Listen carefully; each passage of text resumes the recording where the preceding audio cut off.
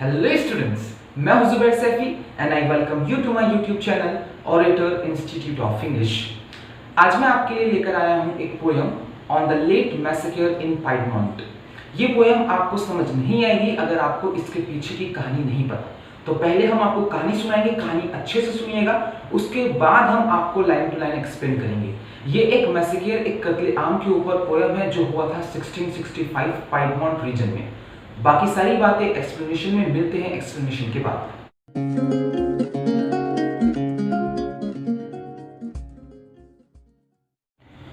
एक शख्स हैं पीटर वॉल्डस नाम के, जिन्हें लोग वॉल्डो के नाम से भी जानते थे। इनकी जो पॉपुलैरिटी है वो 12th सेंचुरी के लास्ट में बहुत ज़्यादा बढ़ गई। ये एक रिलीजियस ग्रुप के लीडर थे। इस तरह से मान लीजिए जैसे इंडिया में बहुत सारे बाबा होते हैं, और इनके जो अनुयायी थे, इनके जो फॉलोअर्स थे, उन्हें कहा करते थे वॉल्डेंसियंस। ये फ्रांस के लियोन्स शहर के एक बहुत बड़े व्यापारी थे। 1170 यानी 1170 में इन्होंने अपना सारा धन दौलत दान कर दिया और इरादा किया कि अब वो पोवर्टी यानी गरीबी, सिंप्लिसिटी और प्रीचिंग यानी उपदेशक का जीवन बिताएंगे, यानी उन्होंने संन्यास ले लिया। पीटर वॉल्डस के ज़माने में ही बहुत सारे और भी रिलीजियस लीडर होते थे, और इन रिलीजियस लीडर का जो रिश्ता था चर्च के साथ वो ज़्यादा बेहतर नहीं था। चर्च इन रिलीजियस लीडर्स पर हमेशा शक किया करता था और बहुत सारे लीडर्स को तो वो अथॉरिटीज़ ही नहीं दिया करता था। ऐसा ही कुछ वॉल्डो के साथ भी हुआ, क्योंकि वॉल्डो एक व्यापारी था, उसे कोई थियोलॉजिकल नॉलेज नहीं थी, उसे कोई भी धर्म की नॉलेज नहीं थी।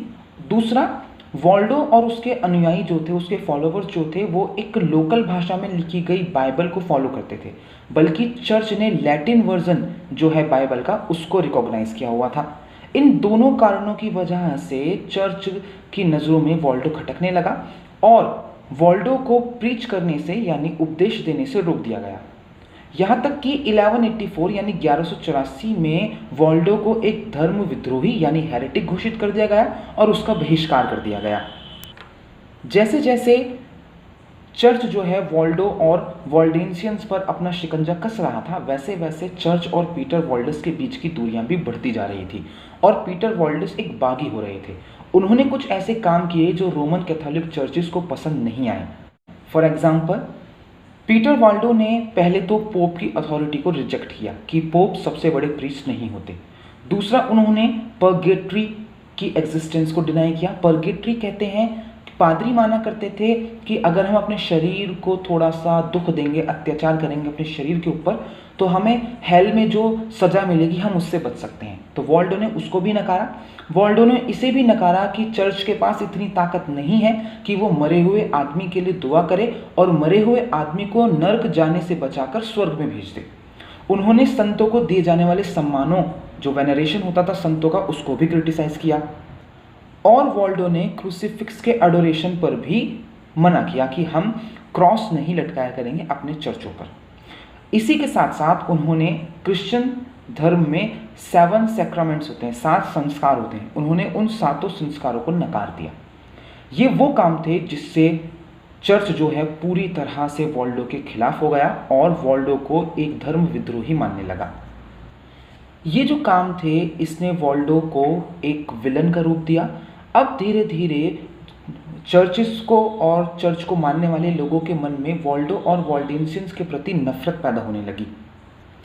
वॉल्डेंसियंस कम्युनिटी जो है वो यूरोप के अलग अलग हिस्सों में फैली। ये स्पेन गए, नॉर्दर्न फ्रांस गए, फ्लैंडर्स गए, जर्मनी गए, पोलैंड गए, साउदर्न इटली गए, हंगरी गए, और जहाँ भी गए वहाँ पर इन्हें अलग अलग अत्याचार सहने पड़े। ये जिस देश भी जाते वहाँ से इन्हें मारकर पीटकर भगा दिया जाता, और आखिरकार ये एक आल्पस पर्वत है, जो ज्योग्राफी पढ़ते हैं वो जानते होंगे, यूरोप की सबसे बड़ी पर्वत श्रृंखला है, माउंटेन रेंज है।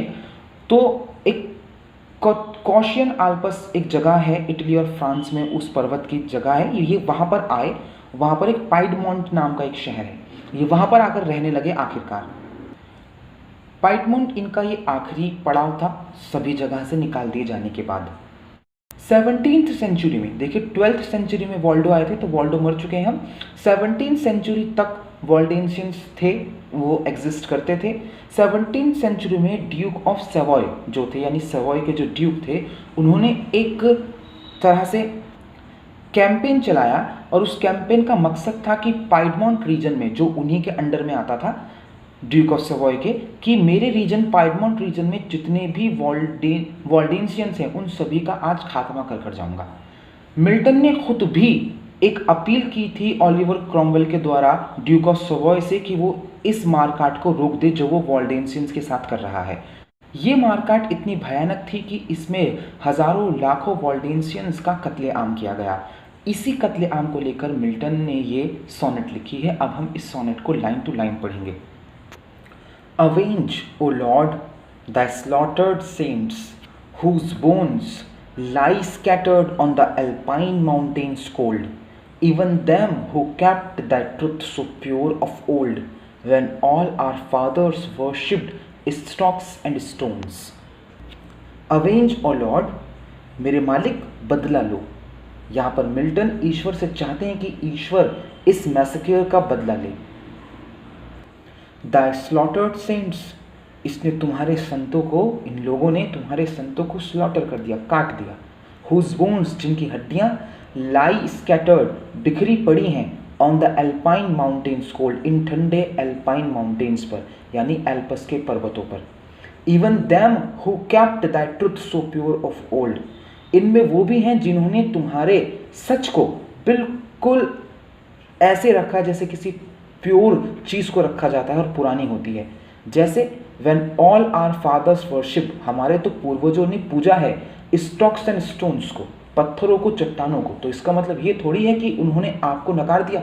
यहाँ पर मिल्टन ये कहना चाह रहे हैं कि ईश्वर को मानने के अलग अलग तरीके हो सकते हैं, लेकिन फाइनली सारे के सारे लोग ईश्वर को ही पूजते हैं, लेकिन पूजने का तरीका अलग हो सकता है। तो जो वॉल्डेंशियंस थे उन्होंने भी आप ही की पूजा करी, लेकिन थोड़ा अलग तरह से करी। तो इसका मतलब ये नहीं है कि वॉल्डेंशियंस को मार डाला जाएगा। Forget not in thy book record their groans, who were thy sheep and in their ancient fold. भूलना मत, in thy book record their groans, आप इन वॉल्डेंशियंस की चीखों को, इनकी पीड़ा को अपनी किताब में दर्ज करो। अगर आप अब्राहमिक रिलीजन को जानते हैं तो मुस्लिम, क्रिश्चियंस और यहूदी ये मानते हैं कि आपके अच्छे और बुरे काम ईश्वर एक किताब में लिखता रहता है, और इस किताब का सारा कच्चा चिट्ठा खोला जाएगा डूम्सडे वाले दिन, यानी कयामत के दिन। तो ये कह रहा है कि आप इस मैसेक्योर को लिखो और उस दिन हिसाब करना इन लोगों का।